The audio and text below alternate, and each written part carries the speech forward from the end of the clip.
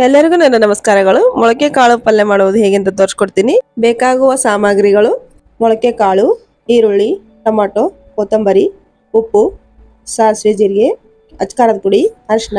ಮೊಳಕೆ ಕಾಳು ಒಂದು ಕಡೆ ಒಳಗೆ ತಗೊಂಡು ಚೆನ್ನಾಗಿ ಹುರ್ಕೋಬೇಕ್ರಿ. ಸ್ವಲ್ಪ ಎಣ್ಣೆ ಹಾಕಿ ಹುರ್ಕೋಬೇಕು. ಹುರಿದಿರುವ ಕಾಳುಗಳು ಒಂದು ಪ್ಲೇಟಲ್ಲಿ ತಗೊಂಡು ಎಣ್ಣೆ ಹಾಕ್ರಿ.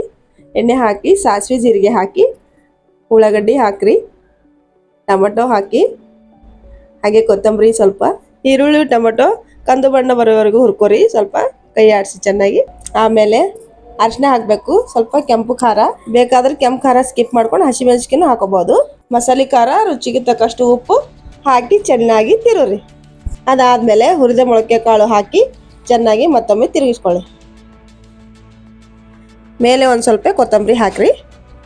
ರುಚಿಕರವಾದ ಮೊಳಕೆ ಕಾಳು ಪಲ್ಯ ರೆಡಿ. ಈ ವಿಡಿಯೋ ಇಷ್ಟವಾದರೆ ಲೈಕ್, ಶೇರ್ ಮತ್ತು ಸಬ್ಸ್ಕ್ರೈಬ್ ಮಾಡಿ.